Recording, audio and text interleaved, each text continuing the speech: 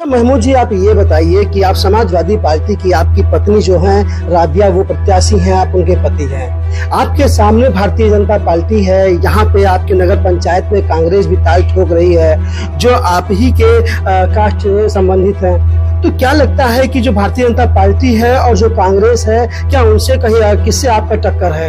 तो मतलब आपके कार्यकाल में जो काम हुआ उसके बाद काम नहीं हुआ यहाँ पे। भारतीय जनता पार्टी एक डमी प्रत्याशी को आपके सामने पेश कर दी है जिससे आपकी जीत ना हो सके, वो आसानी से जीत हासिल कर पाए। अच्छा, भाजपा के प्रत्याशी ने अभी एक बात कहा कि गुंडों माफियाओं का जो एक सिस्टम है उसको खत्म कर देगी। जब खासकर सवाल उनसे समाजवादी पार्टी के प्रत्याशी को लेकर के पूछा गया तो उनके द्वारा गुंडों माफियाओं का शब्द इस्तेमाल किया गया। 4 मई को होने वाले मतदान को लेकर के चुनावी सरगर्मियां बिल्कुल तेज हो चुकी है।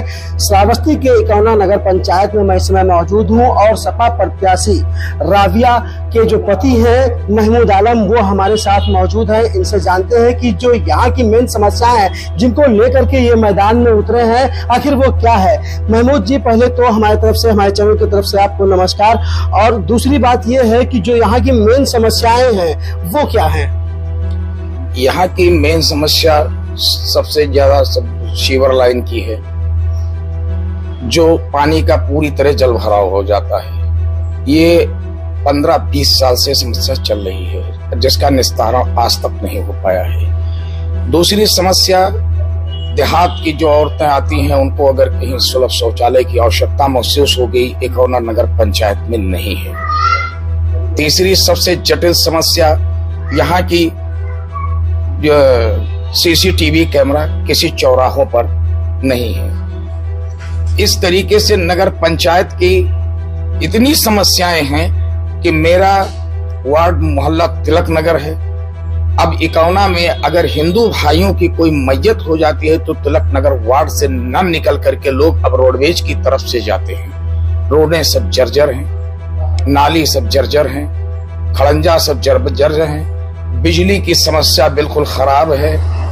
और गरीबों को अगर लड़की की शादी करनी होती है तो एक भी यहाँ शादी मैरिज हॉल किसी को कम दाम पर उपलब्ध नहीं है। किसी का 51,000, किसी का 1 लाख, किसी का 80,000, इस तरीके से है। इस समस्या को भी मुझे बहुत ध्यान देना है कि लोगों की उस शादी के लिए, गरीबों के लिए नगर पंचायत से एक ऐसा शादी गृह निर्माण कराया जाए कि जिससे मात्र 1100 रुपये शुल्क जमा करके सफाई का और लोगों को दिया जाए ताकि गरीब लोगों को ऊपर बोझ न बन सके। मतलब आपके कहने का ये है कि जो गरीब लोग हैं उनकी जो बच्चियों का शादी होता है, लड़कियों की शादी होती है, उसका जो मैरिज हॉल होता है उसका सिर्फ 1100 रुपए शुल्क होगा। जी मैम, उनका शुल्क 1100 रुपया होगा।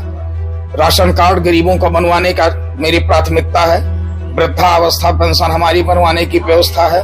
विधवा पेंशन बनवाने की पूरे नगर के 12 वार्ड में घूम करके देखने की व्यवस्था करूंगा कि मैं वार्ड में हमारे कोई परेशान शुदा आदमी न नजर आए। अगर कहीं कोई दिक्कत आती है तो उसके लिए मैं स्वयं बैठे रहता हूं, अपने जेब से मैं उनको आर्थिक मदद दे देता हूं कि किसी तरीके से कोई गरीब परेशान न हो। अच्छा महमूद जी, आप ये बताइए कि आप समाजवादी पार्टी की आपकी पत्नी जो हैं राबिया, वो प्रत्याशी हैं, आप उनके पति हैं। आपके सामने भारतीय जनता पार्टी है, यहाँ पे आपके नगर पंचायत में कांग्रेस भी ताल ठोक रही है जो आप ही के कास्ट से संबंधित है। तो क्या लगता है कि जो भारतीय जनता पार्टी है और जो कांग्रेस है, क्या उनसे कहीं किससे आपका टक्कर है? मेरा किसी से टक्कर नहीं है। न मेरा टक्कर भारतीय जनता पार्टी से है, न मेरा टक्कर कांग्रेस पार्टी से है। ऊपर वाले ने चाहा तो चुनाव जीत करके क्षेत्र की विकास के लिए मैं हमेशा तत्पर रहा हूं।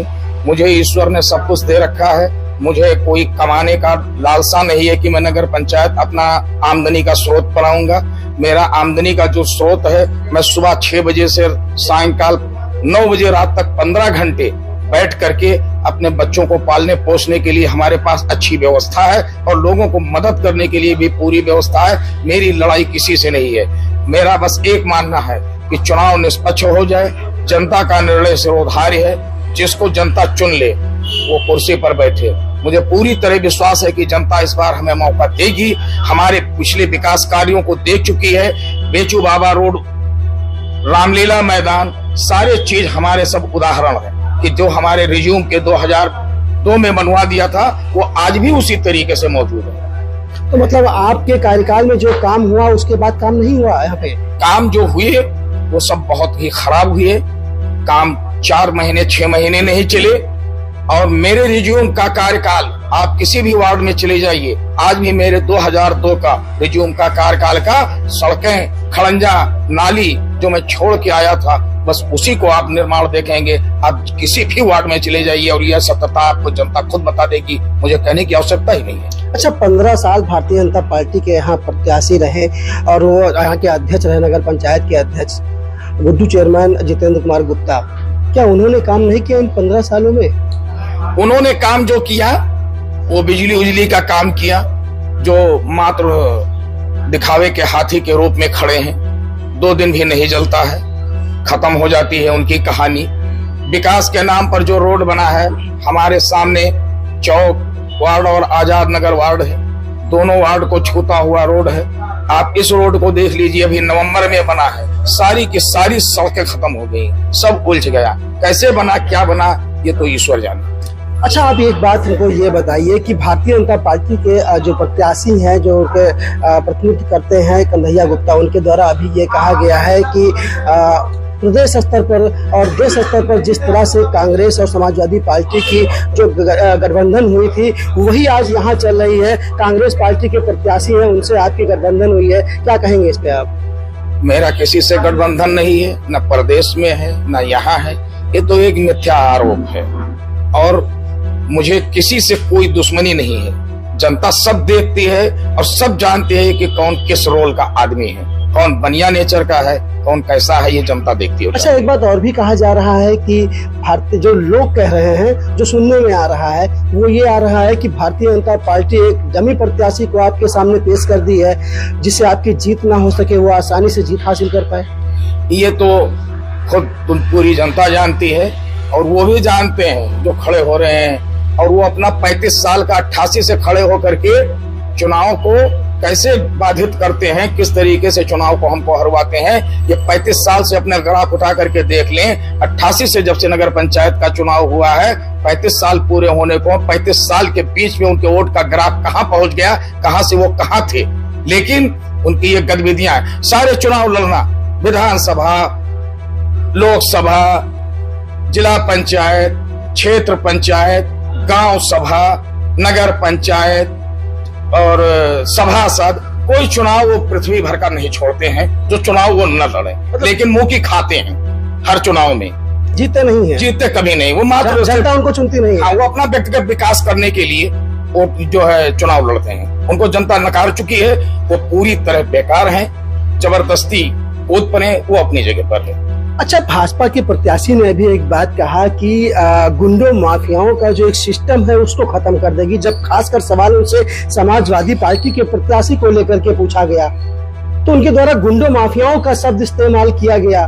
क्या कहेंगे इस पे आप? ये जनता तिकोना की जानती है कि कौन गुंडा है, कौन माफिया है, कौन शरीफ है। इस पर हमें सफाई देने के लिए कोई शब्द ही नहीं है कि उनको हम क्या कहें।